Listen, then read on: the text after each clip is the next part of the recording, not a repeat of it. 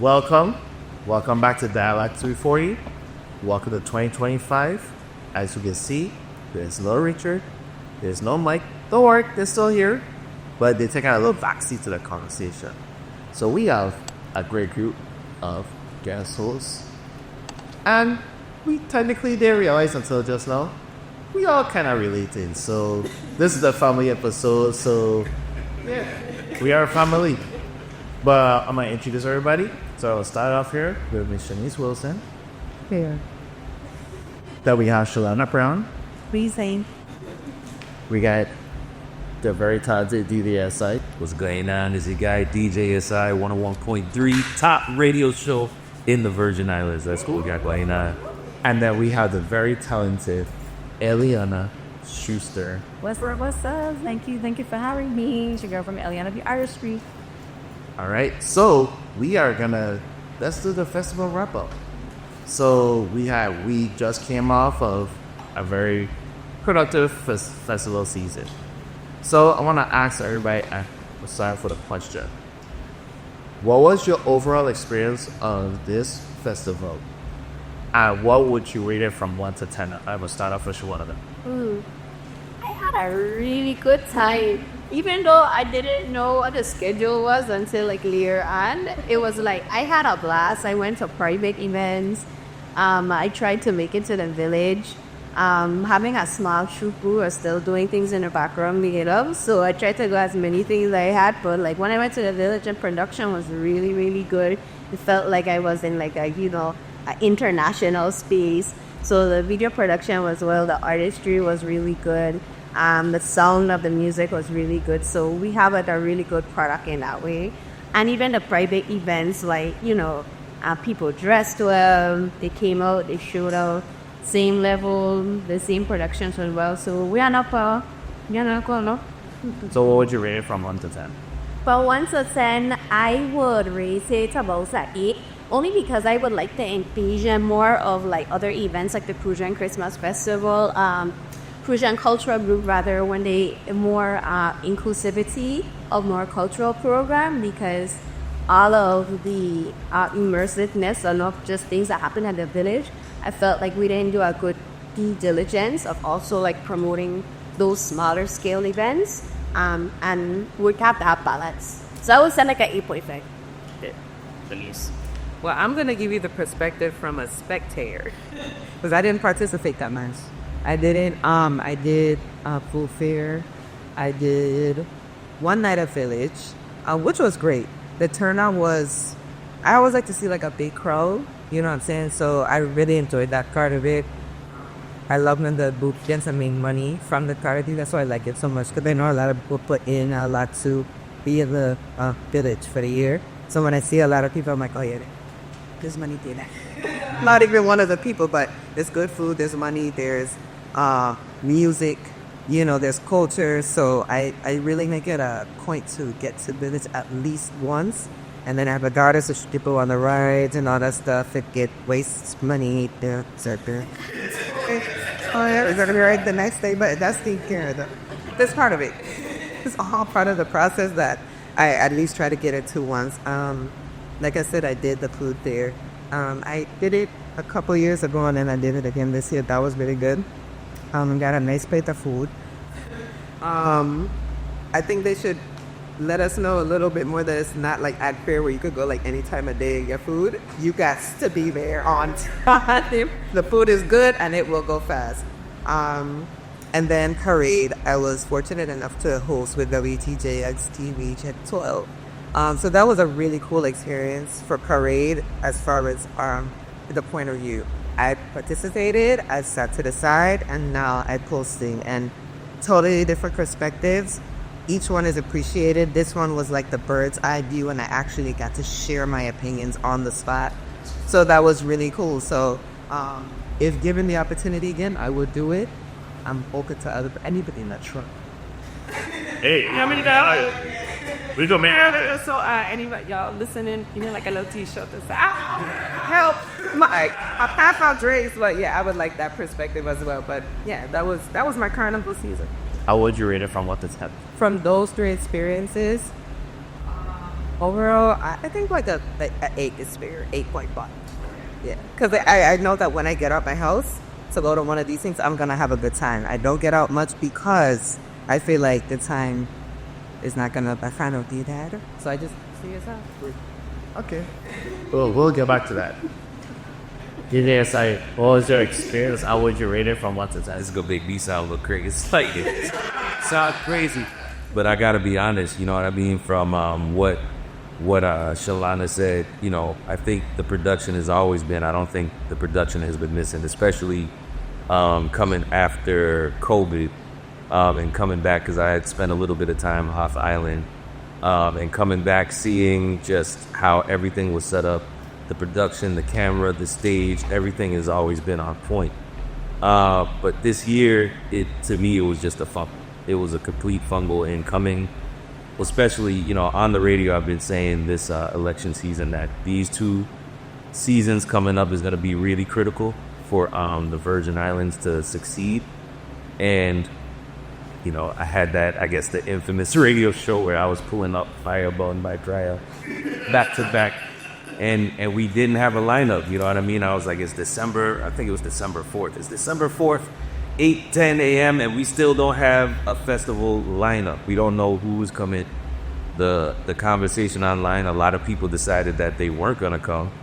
And, you know, for a long time, I've been on every aspect, like you were saying, Shanice. I used to be a cameraman for Channel 8 that I hosted, you know what I mean? I've been pretty much on every angle at Carnival, and especially over the last 2 years. This one, I was on a truck with Triple K, so whistle work, it was good. But as I was crossing, I was really like heartbroken because the amount of people, it just was not there. I remember the year before, even when I was just a cameraman, not really on the radio, not doing too much, I couldn't even get through the crowd because there were feathers slapping me, hitting me in the face. And this year, it was like people could just be out in the street, not have to duck anybody. So it was definitely a decline. So if I had to rate, you know what I mean, not taking away from any production, yeah, that was good. But I'll put it like at a 4.5. I drop it down. You could buy this. Really disappointed. I gotta be honest with you. For a sec, but I just like this. Joy and happiness at love. Okay, so I also have a unique perspective because I haven't spectated the festival in the last 3 years. I've been working and worked for the Crucian during the festival season, and I get to post and interview the RA staff with Business Eye. So I spend every day at the village, this year except for 2 days, and I also get to host the parade. I have seen a great change in the growth of our festival collective. Yes, the parade was quite skimpy. You could see it, our adult parade ended almost like really early on in last year. It was like into the night. We like wrecked for the night. You know, I was able to go home, change, and come back at time for village. And it says a lot. It says a lot to the decline of our participation. And yes, though the feathers is a wooden feather. The Jungle Parade I felt this year was also very skimpy. Not a lot of variety, and that's sad. That makes me sad because I have, and if we lose that, then we lose a lot because what are they gonna look forward to in the future, right? Anyway, as far as how organized they were this year, they were very organized. There was no violence. Last year we had a stampede run through the 10th VA Consortium. Very shocked, but it wasn't. We only had that one incident where the guy shot us off the foot, but we're not talking about that. You know, yeah. So I feel like, and my car got towed. Anyway, but that was the only part that I was like, yeah, no. But it was. I think it was. I would give it a 7 because there's a lot of logistical things that it could change that I saw. That I wish somebody would give the floor to tell them, or like give them my opinion into festivals. You know, but it wasn't bad. We could keep it. Okay, so we're on to the next question because I want to also expound. Because I think it's what went well in your opinion. So we're now attributed. So I'll start with you. Okay, so what went well? I think we had a very good, impactful lineup. I just want to say it did lack locals. I'm sorry, it did lack a little bit of local in. its exposure, but we had a good lineup. It was well received. I feel like the video, like how Chalana said, the video outfit this year, it was giving me like stick side. It was giving me like real we used to this, and I was very impressed with that. That the sound was good, the lighting was good. They did a lot of good coverage. And I think if we can maximize that, continue to like build on that, we can actually build ourselves internationally, which is what they're trying to do. But I don't want to be commercialized. Like, don't commercialize me. Just let the people see what cat, and that's the best. Nice. Thank you for that. The weather was really good. This kid, you know what I mean? The man upstairs, you know what I mean? It was cool. They had that little drizzle that kept everything to a cool level. But like I said before, the production to me, especially over the past, 3 years and a little bit before, I think they've been putting like a really good amount of effort into just building the stage out, sound being on point, the videography being on point. I can't take anything away from that. I kind of disagree, though. I feel like we did have a lot more than what we did. A lot of local representation this year from bands that said that they never really got the chance. I feel like that was kind of forced because everything was so last minute with who they were booking. It kind of forced that, and the bands carried it with the vibes. You know what I mean? They did a very good job. But I guess that's it. You know what I mean? That's what I got. All right. Shanice, nice. I forgot if I did with it too. Hey. A time was that. At time was that? Oh, of course. I did that. You said the good thing? Yeah, what went well in your opinion? We survived. To all those who didn't make it to 2025, the cards out to you. But you mentioned that there was like no violence or nothing crazy went down. So I felt, safe. I think last year we kind of had a pretty good carnival as far as like safety. So I think that was a really good thing. And the other thing is that carnival used to be like more of like a Brazilian thing. That's where one of the places that people just knew worldwide. But now they're like really like it's a Caribbean thing, and not just a Caribbean thing. It's really getting out there. I just fear that I just want them to mimic us, not mimic them. So yeah, I want to make sure that we stay within our culture when we're introducing our culture to other people. That we're not like we don't leave space for other people to impress themselves. Like, come and see what we do. Don't now turn into this is our thing and then you should do this and this is better because of that. No, you're in my house. Take off your shoes at the door. Come in and enjoy the food. Yeah.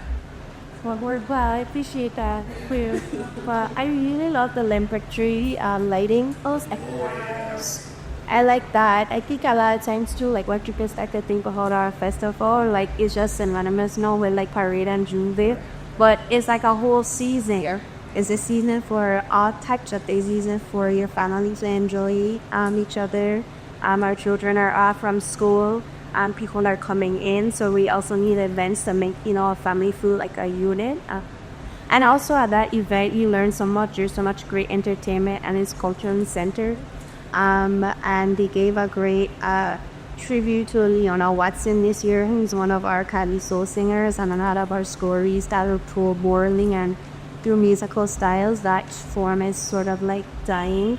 So it was great that they had a whole tribute towards her. So those are the things that I also want to see on our actual big stage as well. I'm always going to be advocating for balancing both our cultural identity, but also how we fit into the larger international carnival festival. So I'm just always clicking that we have balance and we don't lose ourselves in other person's stories. Thank you, Chalana, for that viewpoint. I will be right back.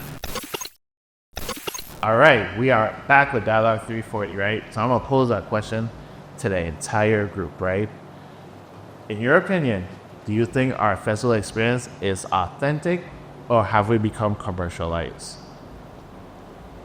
It's a little mix of authenticity and a lot of mix of commercialized, because we're trying to compete with the big stages. And we're trying to compete with the big stages because we are losing our identity in our festival, in my opinion. I feel like we have lost so much of the things that I remember growing up.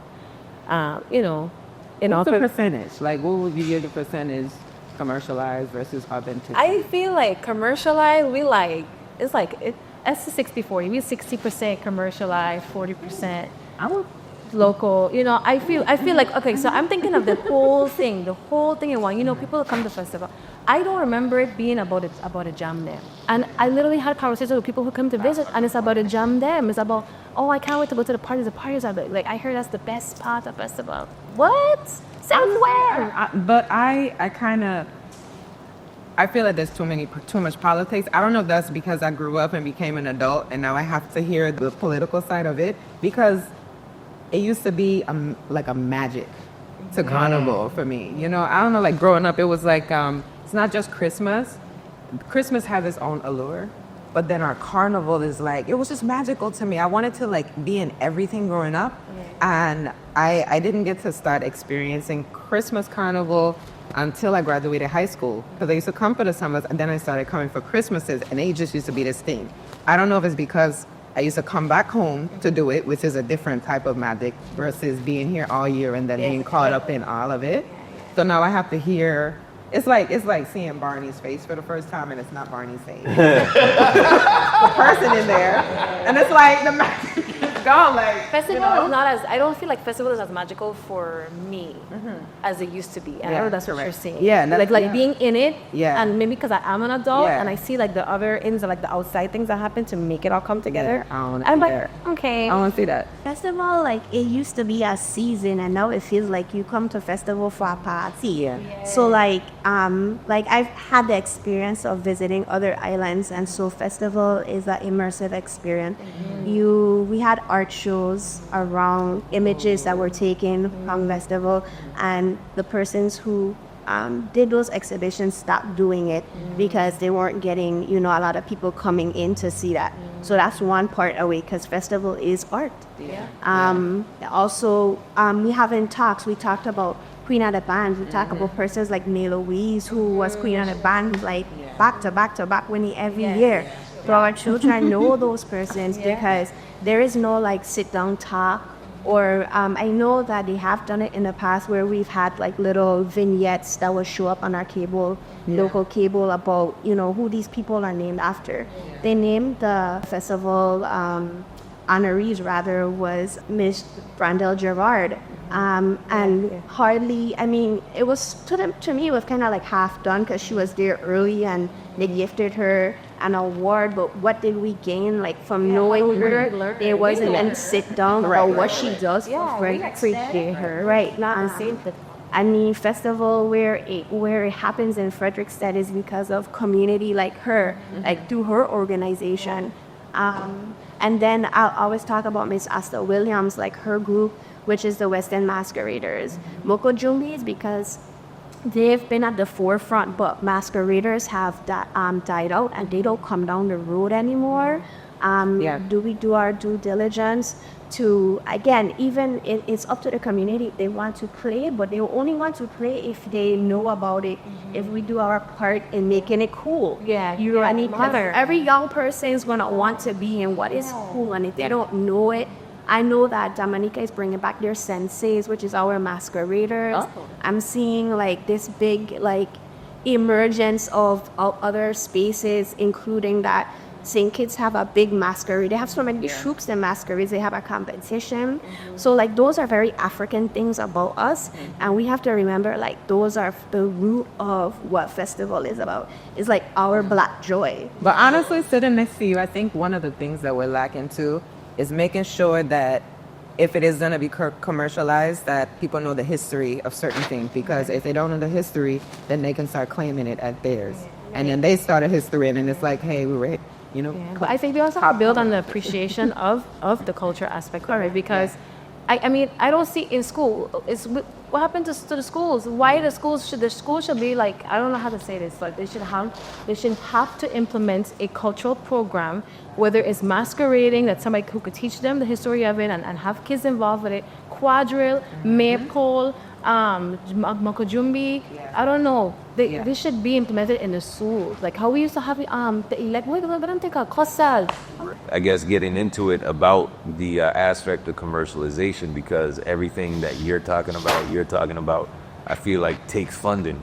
So we need more people coming to it and making it a broader and putting it out there in the world to bring people in. You know what I'm saying? And to me, I've never understood. It just makes more common sense that they invest more in the Crucian Festival because it coincides with everybody's break. You know what I mean? College students are getting out around the 16th to the 20th. High school students are getting around from like the 18th to like the 22nd, and they don't have to report back to whatever they're doing. Jobs, take off for Christmas, so you don't have to use so many sick days or paid vacations for people abroad to come back to the Virgin Islands to be able to spend there. So I just don't know why there's not more of a push to where we could get more feet on the ground, more businesses making money, which more taxes can be collected, which gives room for more programs, getting music back into school like they used to with Rising Stars or a different I was in a session yesterday and we were all talking about, man, we need some trumpet, man. Back in the day, St. Croix, the Virgin Islands, you could make one phone call and there's 7 hot man that we could get to play some Hans to get a section, but we don't have that anymore because it's not in school anymore. So I think you do need that aspect of commercializing it, but definitely keeping the culture alive at the same time. Yeah. So I want to ask this, as we've been talking about this and all these impacts, how is it impacting our parade experiences? What is your viewpoints when it comes to that?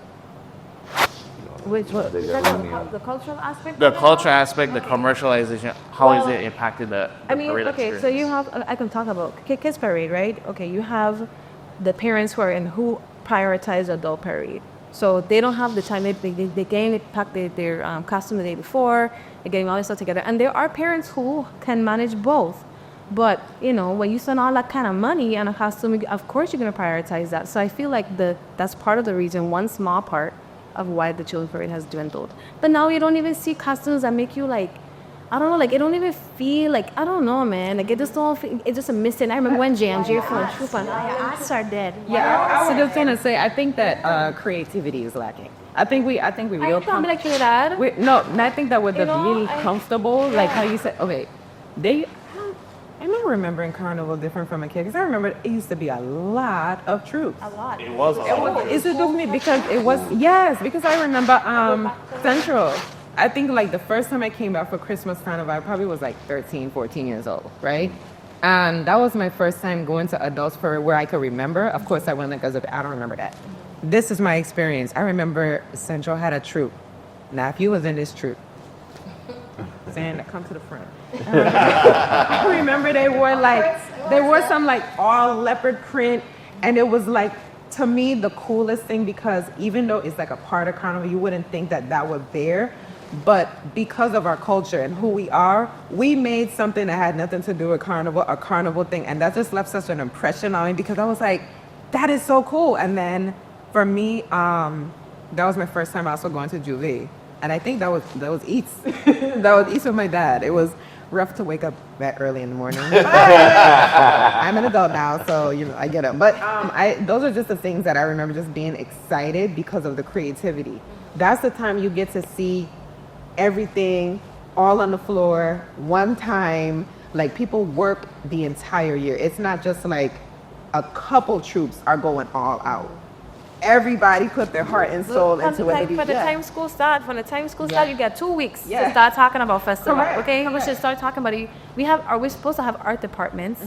Those art teachers. When I went to Ricardo Richards, Miss Suzette Bow James, so my auntie Susie, and Miss I think her name was Miss Figueroa. She was a Spanish teacher. They used to make sure that we had a troop. Yeah. They used to decorate a float and whatever. It don't matter what the theme is. Yeah. I don't think that we should have a misconception that cultural go down the parade should just be all madras and all feathers. Right. No, but this is just giving the kids an opportunity to showcase their talents. It don't have to always be cookie cut. I don't know. I just wish we just had more representation in the schools, and we could go to the flea market and get fabric and cut them up and make make masquerade. I'm just saying there's resources outside of just the typical buy. Correct. That we could, maximize that. That's just It's also very expensive to go down the road now. It's almost like $4,000 to, which is why I collected animals. Yeah. But you know what? I want this one because you have a very unique experience being a troop owner. Oh yeah. Can you tell us about that experience? Because I think a lot of people don't know that and the things that go to it. Can you explain a little bit? Thanks for asking. So like my troop is very unique in the way that, and it's no hate towards any other troops. All our costumes are made here in the Virgin Islands. They give opportunities to costume makers, and I think that's one of the reasons why too. Like a lot of costumes, they have to be imported, and you have to go through customs and all of those things. So that's part of the expense as well. But we don't have those illustrious children's troops like you have, because those costume makers have kind of like died out, right? So wire arts. So we have wire arts persons here in the Virgin Islands, and they made our back pieces and our seamstresses. It is hard. I'm not going to tell you, it's because our industry isn't big here. So it's like a real pull and tug to create things on a big mass scale.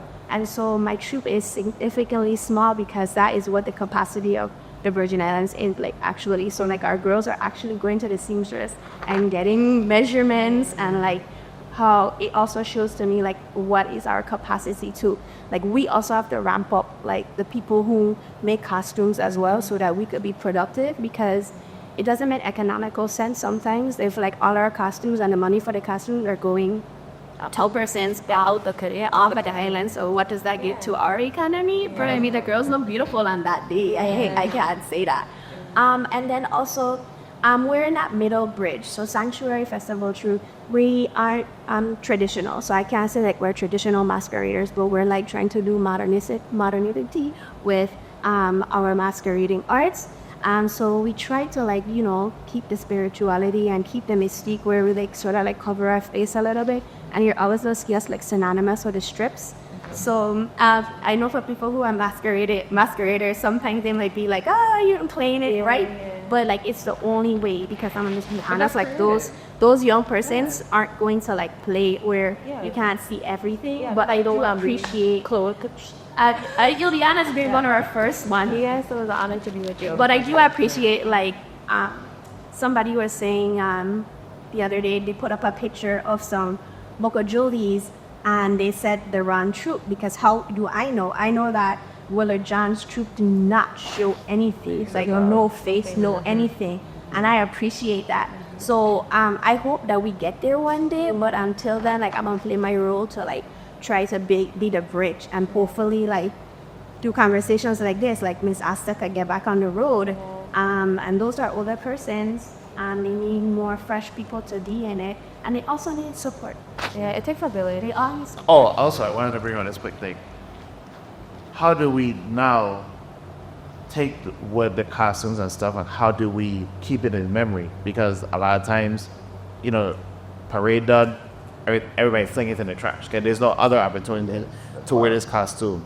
I know you have a very interesting perspective. Yes. So talk about it. So this year, Charisma Rogers, she started a kids troop a month before parade. She called me. She was like, "What do you think about this?" I was like, "Girl, crazy," but let's do it. So she, we had a small group. Actually, we had a great turnout, but there was no, there's not a lot of those troops, and there was like very minimal feathers. So I thought after the adult parade, I saw all these feathers on backpacks and stuff, but I couldn't pick them up because I just wasn't capable at the time. But I was like, man, we could like reuse them for the kids. So I've been collecting backpacks. I've gotten a few so far, and I hope to collect more next year. I'm gonna be at the end of the road picking them up if I could. If anybody wants help with the initiative, I know Waste Management contacted me, and they want to be a part of it too. And we might showcase the backpacks and act fair and do something where the kids can interact with them, and then have the kids, repurpose them to go down on the road. That way, that way we could have. I think why not reuse? Even if they take all the feathers off and use the base. This is, why not reuse it? I mean, it's expensive to use. It's gonna keep walking away. I'm like, what? Yeah. So, going to one major final topic. We can't escape this. We gotta talk about the music. So we want to start a little bit on the village lineup. What do you think about the village lineup, and what was your favorite performance out of it? The village lineup. I guess let's start with the favorite. performance. You know, it kind of really pulled on a heartstring of mine, seeing Pastor Derby, King Derby, get his honors by King Generic, and especially everything that he'd gone through with his family. And it was something that really, as a musician, as an artist, as a producer, you know, even as a DJ, when he grabbed that mic back and was like, even if you chop off my head, you can't kill me. You know what I mean? The spirit lives on, the music lives on. I think to me personally, that was the most impactful person and thing that was said on the stage. So I definitely got to give props to that. And even last year, you know, the conversation I think has always been, you know, we need more local representation. And that's why I was like, I kind of disagree with you, because to me, I saw more, even though I felt like it was like a last minute effort to get people on the stage. But, you know, bands like Blind Ears from the previous year, you know, even though we had Davido come and everybody was like, that was the answer to Burna Boy, St. Thomas Burna Boy, and that whole thing that went down. He got off the stage and it was still up to Blind Ears to really make that show. You know what I mean? And a lot of times, especially even after Marshall got on, it was like either there's a blackout, though at home you couldn't really see it. Some people went live and you saw it, but the energy when Marshall was on stage versus when Pumpa got on stage, it was on a higher level. And sometimes we don't get to see that or acknowledge that part. So I feel like those were the two, but especially Faster Derby, King Derby, even if you chop off my head, you can't kill me. Well, I just want to make sure that I said like, so we disagreed because he didn't understand what I was saying. Like I said, if for reggae night, Cool was a VI artist out on the stage, and that was I dropped my mic. That's all I want to say. However, I do understand overall. Yes, we did have good, local presentation. However, I want to speak on Marshall Montano and Pompa's performance. The part when AJ Ventura and Pumpa was on the stage, I was crying. I was like, it was so, because I grew up with Extasha, and when Pumpa Big Head Sub was on the stage, Big Head Sub, you know what I'm saying? But let me tell you, Pumpa the crazy voice, and then so heavy. I just want my boy to get his flowers over and over, and AJ does the same. I mean, like, come on, and they're so low key, they're so down to earth, they're so loving. We have to make sure we create more platforms for them to perform for us, and show the people what we have. So that was my highlights.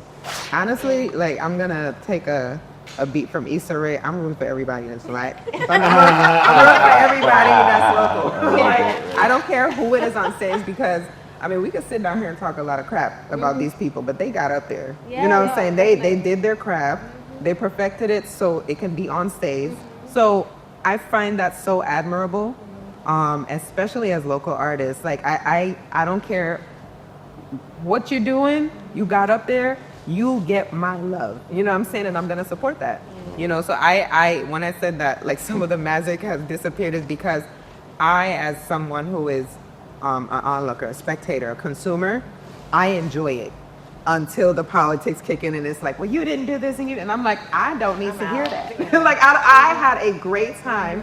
Let my experience keep its purity, because it's so genuine and it's so authentic. Like, I appreciate us getting the outside artists. Like, come and, spend some time with us. I do not think that they should always be center stage, because we have so much talent here. No, definitely. I mean, I'm talking about from producing to singing, dancing to instrumental. The talent is generation. I mean, infinite. It's incredible. And I think that if we get backed a bit more, you know what I'm saying, in the sense of funding and different stuff like that, and just like the marketing aspect of it, like, come to this because Pompa is here. Now, I'm like, Marshall don't be there too. Like, shout out to Marshall. You know what I'm saying? Yeah. But I would rather the crowd be pulled by somebody that we know. Like you say, you kind of big hit and all that stuff, like in like the cool way, because you know him.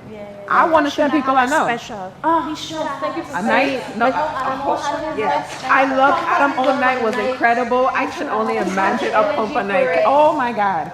We are wearing comfortable shoes. I love that, but I want to say too that the reason why we don't have commercial, like so much big commercial artists, you have to think, what's going to bring people from away? Yeah. Who's gonna help? Good, yeah. So Balance. so we can't complain about a commercial artist, but we don't need a whole lot. I don't even need a commercial artist for every night. A lot of the money that goes into that, I would like people to be pulled to our artists too. Yeah. Like that's We need why to I market put them him. more. Yeah, Yeah. so that's why I said like Yeah. I don't think they should be centered. Like let them know like, hey, we're also gonna have these artists, but not be like, come here because Master are gonna be here. Like come here because Pumpa gonna be here. Come here because Adamo gonna be here. I think you need to do a mix. I think we should have each night have some type of commercial success, big artists. But Sure. what I also feel like if we're gonna spend the money for that, right, Patricia? If we're gonna spend the money for it, I feel like they have to do something for us as well. Do you know what I mean? In return, whether it's grabbing one of our artists doing a song to collab that we can market as a Virgin Islands thing. Yeah. So- how about the winner of the Monarchs and all that stuff? There you go. That's a good Because suggestion. like honestly, I'm a little biased because Blackists and they're just incredible artists to me. Like I know you've been following that. They won big money this year. Yeah, but like I don't like the backlash afterwards. Let people have their thing. No matter what. I don't think we shouldn't be doing that because it's like 1 year for you, 1 year for the next one. Like I just think Yeah, that but he's got 12. when we puts the work in. Back to back, which is good. he has the proper like equations to keep doing that. Like obviously you're doing something right. You know what I'm saying? So I Or he's think that following should the be criteria celebrated. of doing it. Right, and that's what we need to realize, like musicianship. Music. So let me get Shalana's take on it, and then we're on begin to wrap up. What was your best village performance? What did you think? Best village performance. Wow, that's a heavy one. What is your favorite? That's my favorite. When I saw AJ Ventura and Pufa, because they've been putting out work in for a very long time, and they also changed the musical landscape of the Virgin Islands, and it also shows that history is happening all the time. When people think about history, they always think like in the past, but these are very young persons, and just like we have persons who are going to be on our program in your next episode, they've made history too. And then we're talking about the evolving of our music. There's things that need to be worked on, and then there's things that we're doing well. So, but those two really magnificent persons on a stage.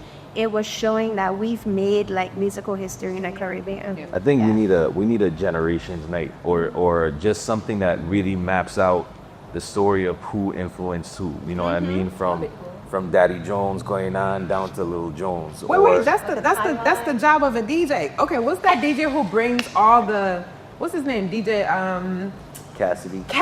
Can you do one of that? Would be incredible. I can do something like because that. how he does the R&B, he does the old school, but he does generational too. So he Yeah. brings it. I think that would be So- I really can cool to something do. like that. All right, so we'll wrap it up, right? But I want to bring up this final talk, this final part, right?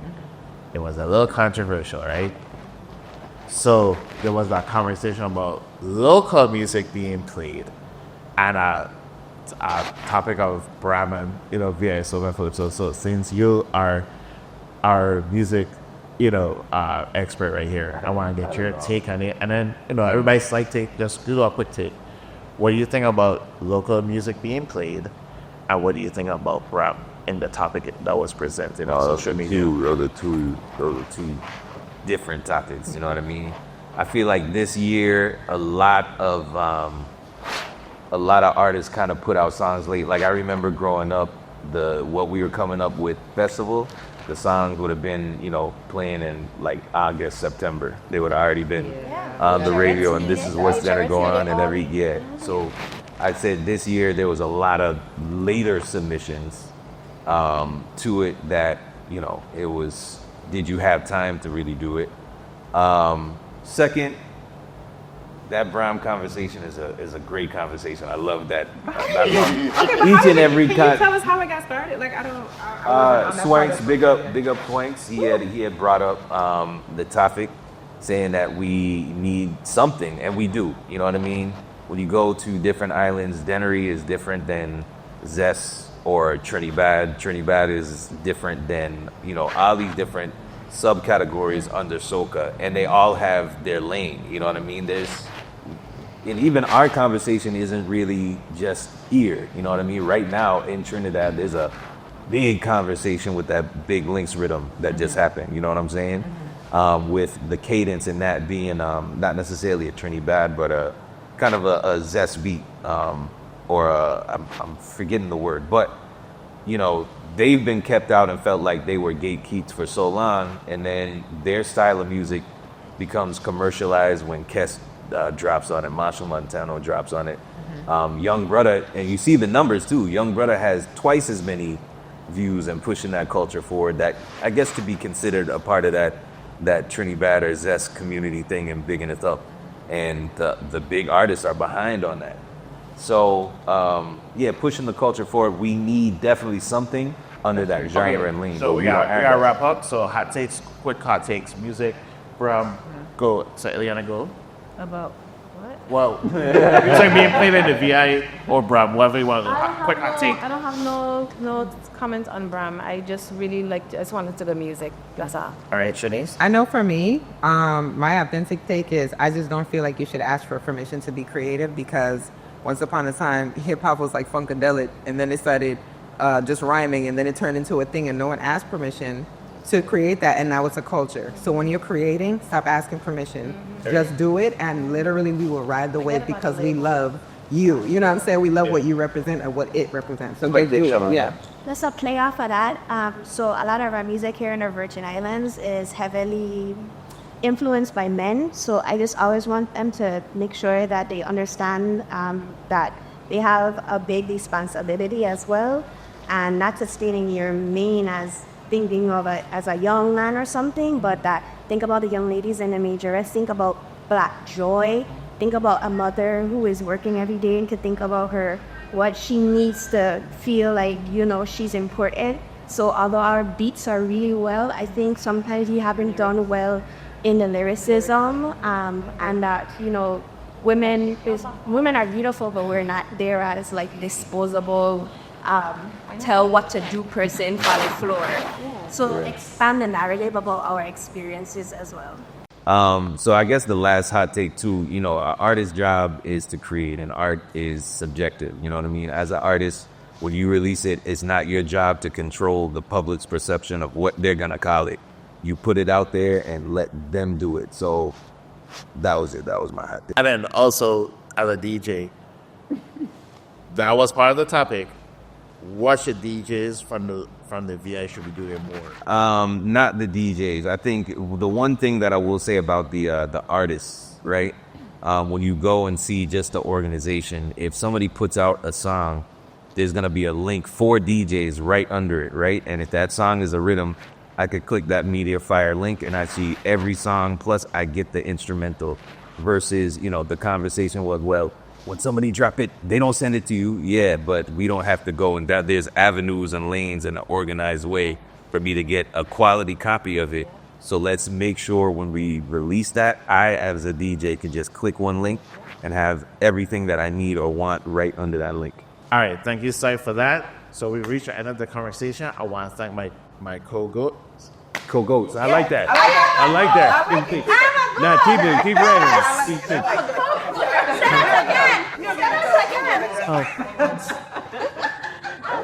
So guys, please take a few seconds, shout out your socials so everybody can know where to find you. Yeah, they're nice. Thank you so much for having me. My name is Eliana Schuster-Brown. You can find me at Eliana B Artistry on Instagram and Facebook. And there's Prolific coming up on February 21st. Come out and check out this amazing immersive art exhibit. Yep, again, if you got DJ Yessai, you can find me at DJ Yessai, DJYESSAR at Instagram and Facebook. You can catch me each and every morning on 101.3 Row FM, the Butch C in the Morning Show. So yeah, man, thanks for having me. I appreciate it. Yeah, this was fun. It's not, I can tell you my socials, I don't do too much though. So on Facebook, I'm Shanice Miss Sunshine Wilson. Yeah, I think that's my name. And then and then on Instagram, I'm sunshine_high211. I know that for sure because I just checked my phone. Okay, as a photographer, my name is Stephanie Chalana Brown. Photography on Instagram, I'm Chalana Brown Photography. You can always check me on Facebook. Whatever I learn and I gain our culture and our heritage, I always drop some knowledge there. So you can check me out on Facebook under Stephanie Chalana Brown. And I am also the director of Sanctuary Festival Troop. So check us on Instagram at Sanctuary Festival Troop. Thank you. All right. Thank you, guys. Stay tuned. We'll be right back with our music conversation. Don't go nowhere.